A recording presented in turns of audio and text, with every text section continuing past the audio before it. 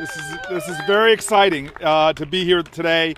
I just want to say good afternoon. I want to thank and recognize a truly great man with one of the best haircuts in Congress, Representative McGovern. He has been an incredible champion. He's been dedicated in his relentless leadership in tackling the hunger and nutrition crisis. He's inspired me, and he's been inspiring so many in our country. And I'm grateful for him to be my partner now on this effort. And I'm so enthused that he's standing with us as well. I want to thank Tom Colicchio. Where is Tom? Another man with a great haircut. He is an extraordinary leader in America, someone who is using his voice and his platform, his energy and his resources to really talk about how we can meet the crisis of hunger and the nutrition crisis in our country. And really, he's been speaking for years about how to repair America's broken food system. And so we're here to talk about what is one of the most personal issues in our lives. It's something that is deeply influenced by our federal policy, and that is America's food. Food brings us together. Food is at the center of some of our most cherished memories in life. Food is supposed to nourish us, to fill us, to fuel us. But right now in the United States of America, we have a nutrition crisis that is literally killing us. It's shortening our lifespan. It is targeting our children. It's disproportionately hurting the low income, the marginalized, black and brown communities like the one I live. It's destroying our very heritage of family farmers. It's gutting rural communities. It's all making us sicker. And the only people that are winning are big multinational corporations. We have a nutrition crisis in America where nearly half of all adults in the United States are pre-diabetic or have type 2 diabetes. We have nearly 25% of the teenagers in our country are pre-diabetic or have type 2 diabetes. This nutrition crisis in America allows someone in a community like mine to go to a bodega or a corner grocery store and find a product loaded with sugar and artificial ingredients actually cheaper than a healthy snack like an apple. In part because, shockingly, only 2% of our federal ag subsidies go to the one thing that our government tells us to eat most of, which are fruits and vegetables. We have a nutrition crisis in America, and it's part of the problem that is really a problem we just don't talk enough about. And that's because we have big food companies that are putting profit before public health. And they want us to believe something that's a lie. They want us to believe that things like hunger and obesity are somehow moral failings. Well, it's not a moral failing to have such widespread child poverty. It's not a moral failing that we have an almost epidemic level of obesity in our country. It's a failing in American food policy. The crisis right now in America is not about a failure of Americans to, quote, make good food choices. It's about a decades-long policy failure to address deep-seated structural problems in our food systems that we in this nation are subsidizing to the tune of billions and billions of dollars. We know that big food companies purposely formulate and market nutrient-poor, addictive, ultra-processed foods, and then folks want to blame the consequences on us.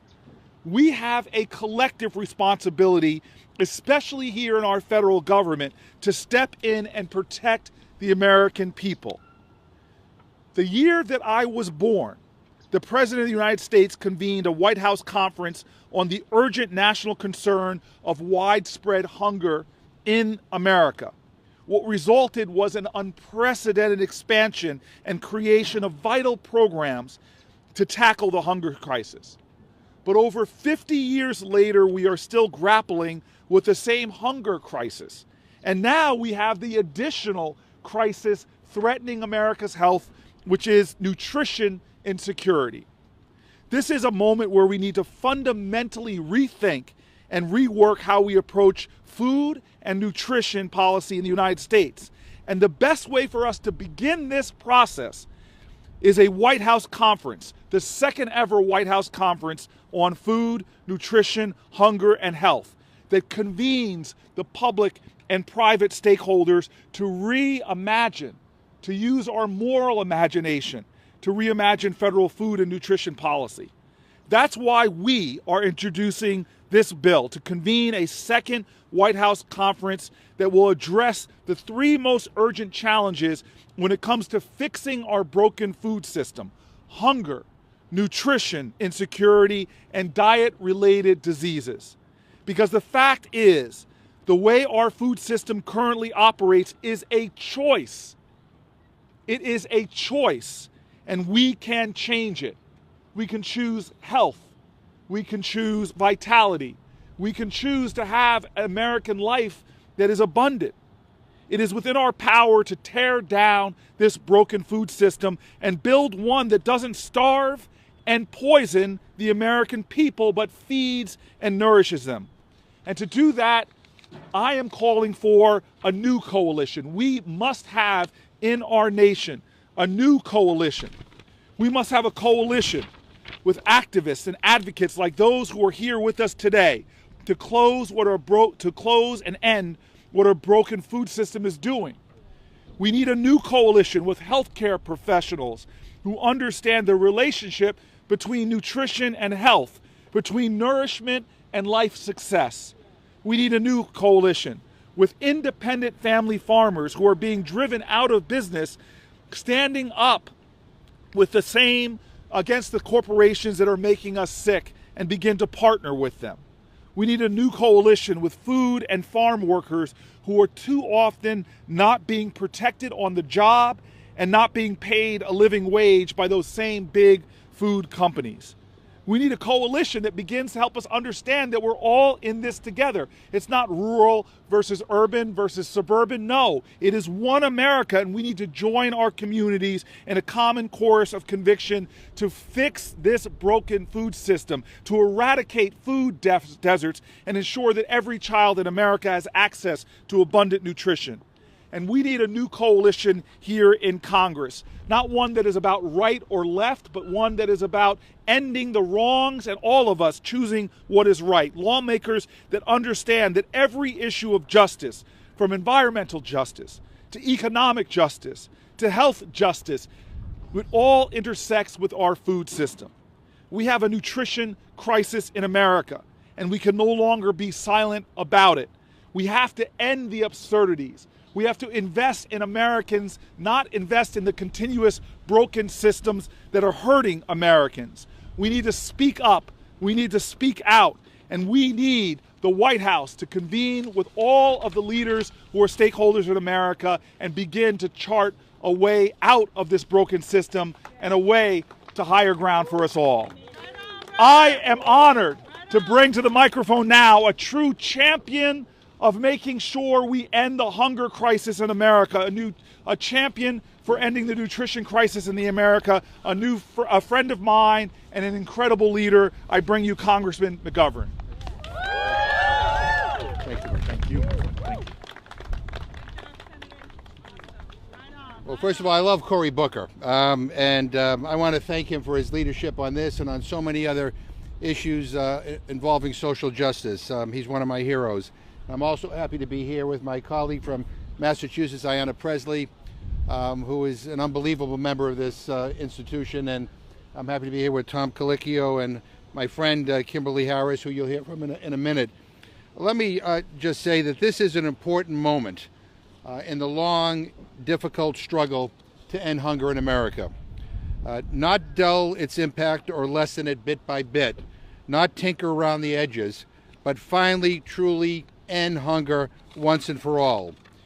That is because this afternoon we are unveiling a bipartisan, bicameral bill that would convene only the second White House conference on hunger in American history. The last such conference was in 1969, the same year we put a man on the moon. It led to landmark legislation and nearly a decade of transformational progress in the fight to end hunger in America. It spurred the creation and expansion of programs such as the Supplemental Nutrition Assistance Program, which we call SNAP, the Special Supplemental Nutrition Program for Women, Infants, and Children, WIC, and the National School Breakfast and Lunch Program. Now, it wasn't perfect. Far too many of the people there looked like me. Far too few had actually experienced the pain of hunger or the uncertainty of food insecurity or nutrition insecurity. But it brought us one step forward toward ending hunger once and for all. There was a time in this country when we dreamed big and the sky was the limit. We reached for the stars and we put a man on the moon. We weren't afraid of meeting challenges and solving problems. We could do that again. Now is the time for a hunger conference for the 21st century, one with diverse voices and those who have lived what it's actually like to be hungry in America. One that looks at hunger, food, health, and nutrition in a holistic and new way. It's the kind of thing only a president can convene. You know, the COVID pandemic woke a lot of people up. It showed that hunger isn't just a problem for someone else. It's something anyone can struggle with the blink of an eye. But the truth is, this isn't a new crisis. More than 35 million people went hungry in this country before the pandemic, including 10 million children. In the wealthiest nation in the history of the planet, that is a moral outrage, and it is time for us to act. You know, we've got a Congress and a president willing to think big. It's time to seize this moment. As chairman of the House Rules Committee, I've been leading an effort that builds a record to inform this conference. We have been doing hearings, we have been doing field visits and informal chats with everybody and anybody who's related has a solution or an idea on this issue. So President Biden can hit the ground running and prepare a conference that's more than just a press release. We want a real conference to end hunger, not a press conference to end hunger. Congress is doing our part. We just need the president to say yes and get on with it. By providing $2.5 million in funding for a White House hunger conference, this bill is designed to get us to yes. Now, I've spoken with everyone from the White House, everybody from the White House Chief of Staff and Cabinet Secretaries to folks all across this country who are working on solutions to hunger. And I believe we will get to yes. I believe that hunger is a political condition. We have all that we need to end it. We just need the political will. And with the help of everyone here today, from my colleagues to the activists in the crowd, I believe we will soon get to yes. Now, I especially want to recognize those who support this cause but couldn't make it here today. From our Republican co-sponsors, Congresswoman Walorski and Senator Braun, to all those outside the halls of Congress who have fought to wake people up to this crisis. I had a conversation last night with my friend, a great humanitarian, Jose Andres, who has worked tirelessly in support of this conference. He's shown the world how, if you're willing to step up and lead with compassion, how you can change people's lives. And he has fed countless people and changed their life for the better. It's been a real inspiration to me. Let me end with this. You know, I often say that hunger is a political condition. Well, we've got the food, we've got the know-how, and yes, we've got the money to end it. All that is missing is the political will. So today you're seeing what it looks like when that begins to change, when we make progress, when both parties and both chambers and stakeholders from across America work together to build the political will. I want to thank my colleagues here for working with me in this effort to end hunger now. And let me just close with this. As some of you may know, my first political job on Capitol Hill was working for Senator George McGovern. No relation, he had a great last name. But this was one of the issues that he and Republican Senator Bob Dole championed. And he talked about how he became aware of this issue, watching a 1968 documentary entitled Hunger in America, when he saw a young child who was asked by a reporter how it felt to be hungry. And the little boy said, "I'm ashamed." And George McGovern said in response to that documentary, you know, it's I, a United States Senator, who was on the Agriculture Committee, who should be ashamed. Nobody in this country should be hungry. And after all these years later, we've made some progress, and then we have actually reversed on some progress. We've gone backwards in some respects. And I have met too many kids, children in my congressional district who are hungry. I've talked to senior citizens who are hungry. I've talked to workers who are hungry. And like Senator McGovern, I'm ashamed that anybody in this country goes hungry. This has to be a priority, and the way to make it a priority is through this conference. And so now I want to welcome my friend and my colleague, a true champion from Massachusetts and a fighter for all Americans, Congresswoman Ayanna Pressley.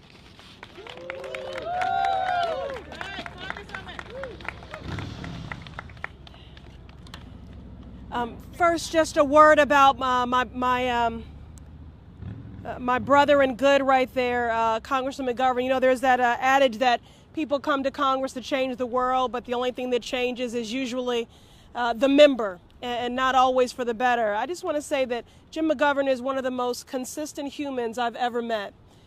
He is a man of unrivaled moral clarity and principled integrity and conviction, and he has been indefatigable in his cause to end hunger. And I just want to again thank him for his example and his leadership here today. And of course, it's always good to join Senator Booker. So we thank him for joining us as well.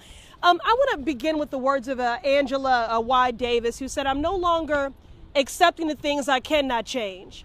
I'm changing the things that I can no longer accept." Food insecurity is a policy choice. We have become tolerant to the suffering of our neighbors, while our neighbors feel invisible.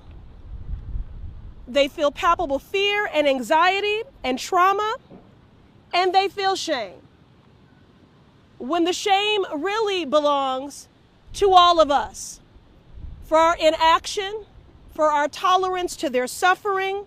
And as Congressman McGovern so aptly pointed out there, this is a solvable problem.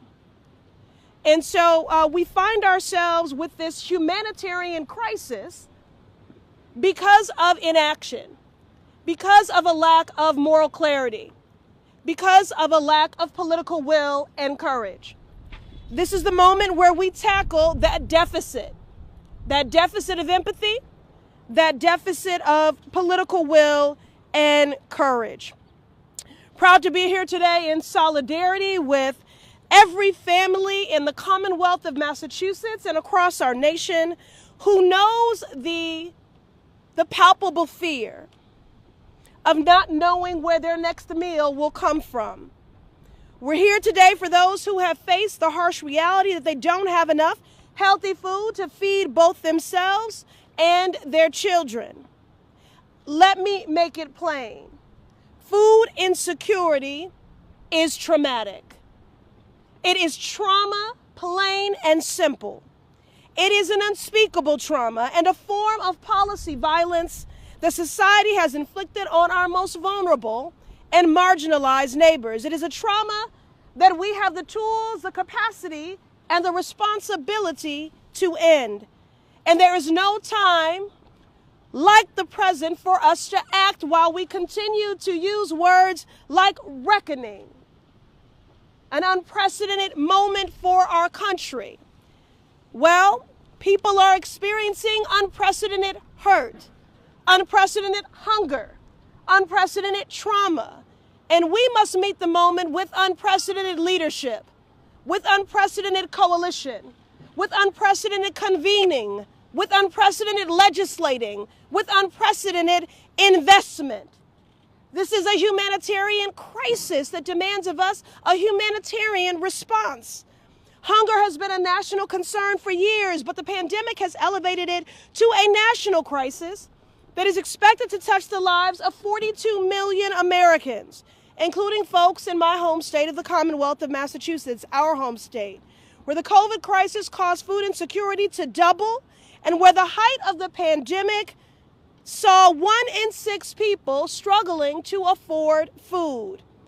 The statistic was even worse for Black, Hispanic, and Latinx households, with children there, 1 in 3, facing food insecurity. So we're here today to call on President Biden to partner with us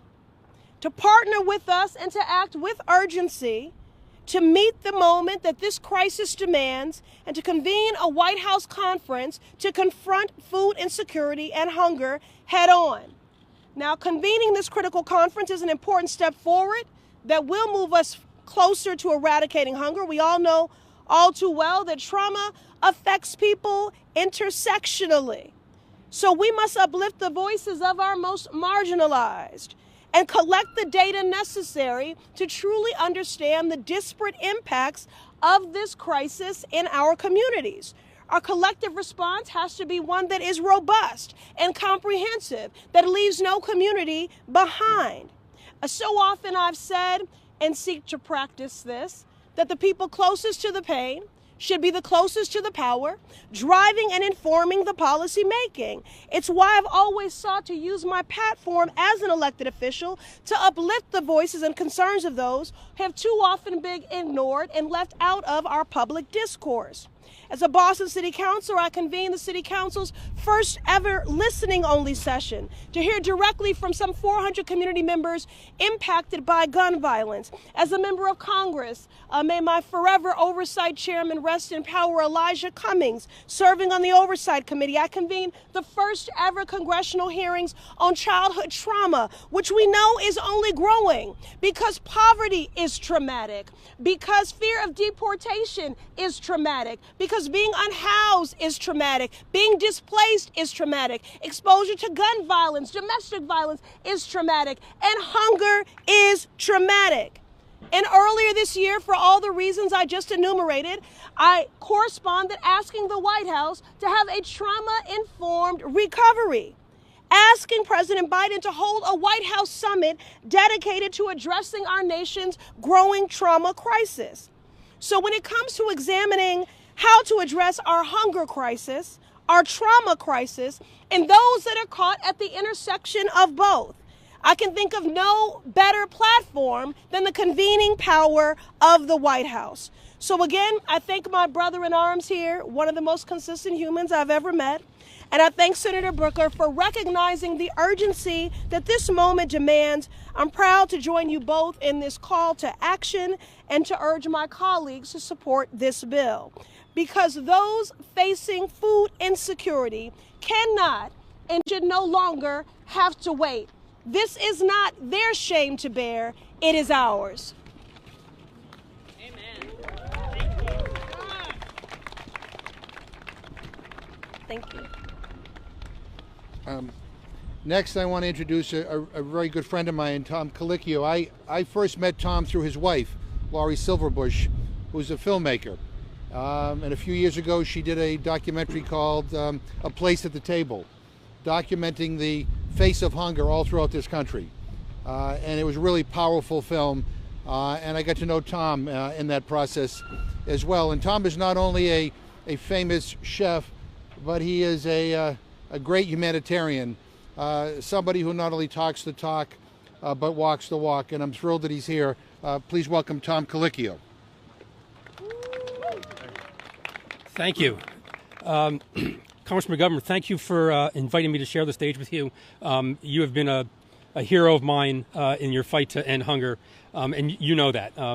We spent many conversations on this very issue. How do we get a White House conference to end hunger? As a nation, we can accept nutrition as a national responsibility. The moment is at hand to end hunger in America now. Those are not my words.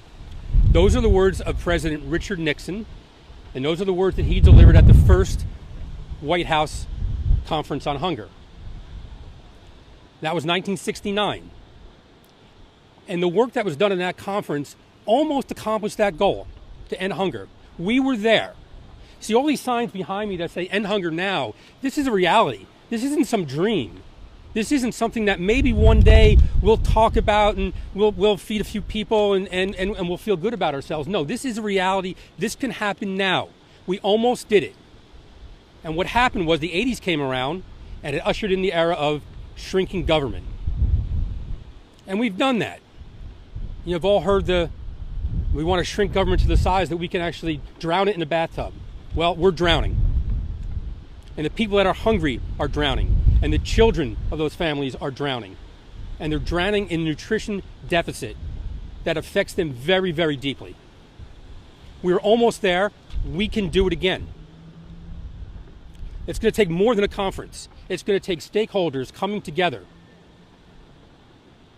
banding together to come up with great solutions. You know, we don't want big government. We want smart government with good policies that are focused on people. Most importantly, we need to bring the voices who are suffering hunger, because they will provide the solution. They'll provide the pathway to solution. Simply having a bunch of politicians around a table are not going to do it. We need to hear directly from people who are suffering. The reason my wife named her film A Place at the Table, because we felt it was important. She felt it was important that, again, those people need to come around the table, the people who are experiencing hunger. And so what are we missing? What are we missing when we don't have food to put on the table? The shame involved in not being able to feed your family. When we know as a country that we have seniors that are making decisions whether to actually purchase medicine or purchase food. And if they're taking medicine on an empty stomach, there's health consequences to that. What are the consequences of a child going to school hungry? We know that educational outcomes rely on good nutrition. Now, we have enough calories in this country to feed everybody. The calories are cheap. Nutrition's expensive. For those that want to feed our families healthy food, it is very, very difficult to do. And so we can do better. What are our priorities? As a nation, what are our priorities? Can we stomach even one person going to bed hungry? That shouldn't be it. As a country, we can end hunger. And I think, you know, we saw in the pandemic there was about 36 million people who were hungry at the beginning of the pandemic. I think that rose up to about 60 million people. And so what do we aspire to? Going back to 36, 37? That's not what we should aspire to. We should aspire to ending hunger. But I'm actually encouraged because we all saw the news reports. We all saw the lines of cars lined up to get food. And these are people who never in a million years thought that they would line up for food. These were solid middle-class people who were living a good life, never worrying about it. But you saw those lines. And I'm hoping that as a nation we have a deeper sense of empathy. Because every one of us, so many of us, are one disaster away from being in trouble. And so a White House, I applaud President Biden and the White House for the work they've done now. But we could do more.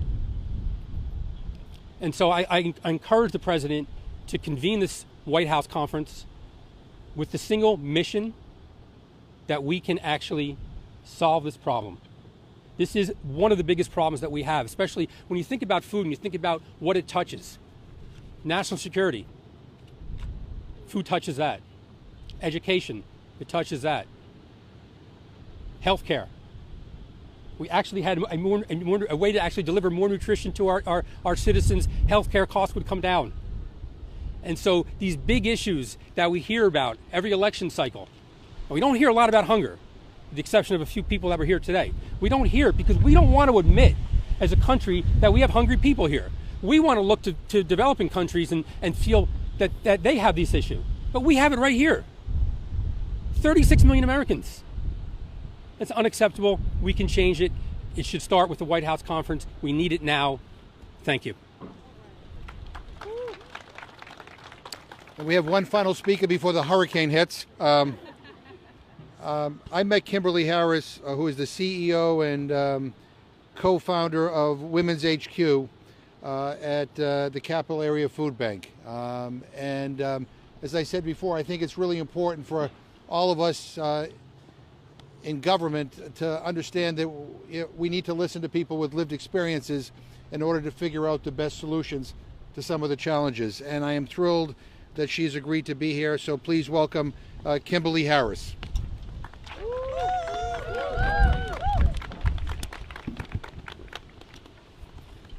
Good afternoon, everyone. Thank you to Chairman McGovern for your commitment to ending hunger and being a terrific person that you are.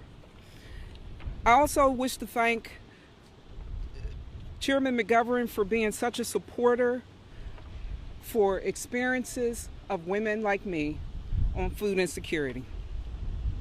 Thank you to Senator Booker also for your long commitment to survivors of domestic violence. It matters to us that you work the hotline, that you want to close the boyfriend loophole. And thanks to all the speakers here today for the commitment to ending hunger. You get it. Everyone here today gets it. What I don't understand is what some people don't understand about hunger. My name is Kimberly Harris, and I am the proud CEO and co-founder of Women's HQ. I am a daughter. I am a mother. I am a domestic violence survivor. And I am proud to be a member of the Capital Area Food Bank's Client Leadership Council. I want to thank the Capital Area Food Bank leadership for advocating alongside Congressman McGovern's office, who has been instrumental in this effort. I am rooted from Pittsburgh, Pennsylvania, where my life began with two remarkable parents. My mother worked in healthcare and my father in law enforcement. They taught their children how to manage under the most difficult circumstances and challenges to achieve the success we wanted for ourselves. I was 3 years old when my father passed away, and in an instant, my mother became a single parent of 6. She was suddenly maneuvering one income. My siblings and I never identified being raised in project housing and on food stamps. We never knew we were battling a food insecurity, and we certainly didn't believe we were low income. Food stamps made it possible for my mother to get fresh dairy delivered twice a week to our front door. We received fresh meat deliveries. Mom shopped bi-weekly at farmers markets less than a mile away from our home for fresh fruits and vegetables. We never felt like we lived in a food desert. We had access to high-quality food that was nutritional. The federal food system helped provide support for my mother, who was navigating both the trauma of losing her husband and the father of her children. As an adult, my battles with food insecurity developed when I was in a relationship that turned violent. As a woman and a mother, I recognized that safety and security were my first immediate priority. My education and career path were interrupted. The support and benefits I received helped me lift myself out of poverty. These experiences helped me to make me much stronger and much wiser, thanks to the resources and opportunities provided by the District Alliance of Safe Housing, DC, and the Feeding America Capital Area Food Bank. Federal emergency assistance ensured I could focus on my studies and achievements. I earned my bachelor's degree from the Catholic University of America in business management and went on to get my MBA with a focus in leadership from Georgetown University. It is important for everyone to understand people are not seeking ways to suffer from systemic oppression. Some of people that are victims are just in current circumstances that we need to understand. People don't always know where to go to get help. Sometimes even if they do, they're always met with barriers. And I understand the importance of taking care of our neighbors, our brothers, our sisters. Through a whole of government, a whole of society approach, we will ensure families will have access to healthy food and safe housing. Interrupting and ending cycles of poverty begins in understanding the common good for all. That means leaders like Chairman McGovern and Senator Booker are working for survivors. Senator Biden authorized the Violence Against Women Act, creating a bridge to safety for many survivors.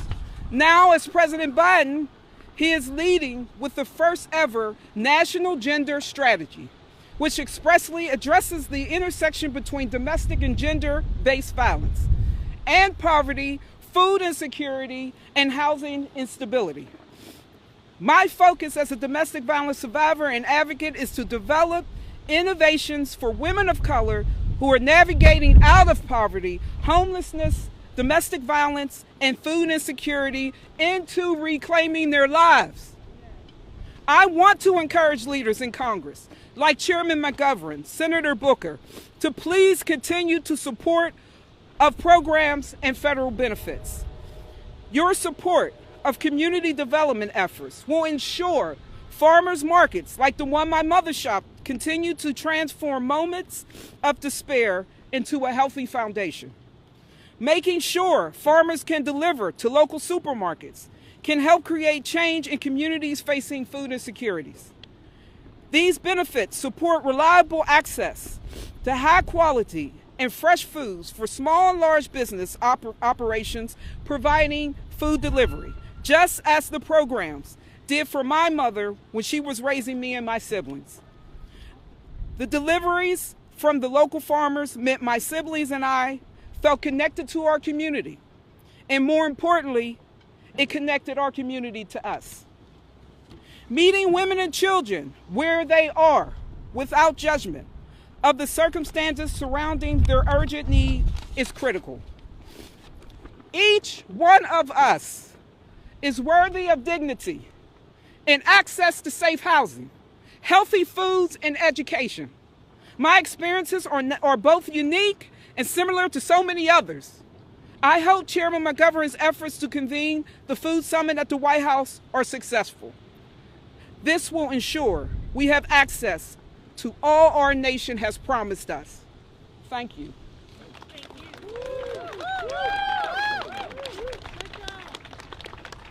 So I just want to say that behind me are people who have been advocating on this issue for a long time and have done incredible work. And I've been writing down who I've been seeing here. So I'm sure I missed somebody here. But I see Feeding America, DoorDash, United Fresh Produce, FRAC, Save the Children, World Central Kitchen, the Congressional Hunger Center, Mazone. I don't know, am I missing anybody?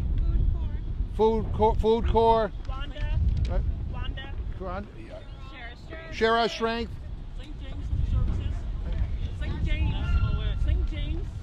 St. James Food Services.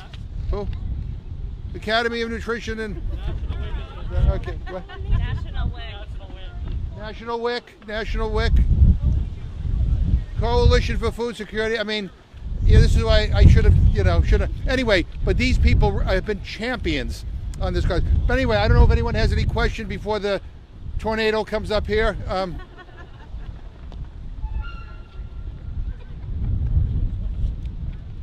Thank you very much for being here. Thank you. Thank you, everybody. Thank you. Thank you.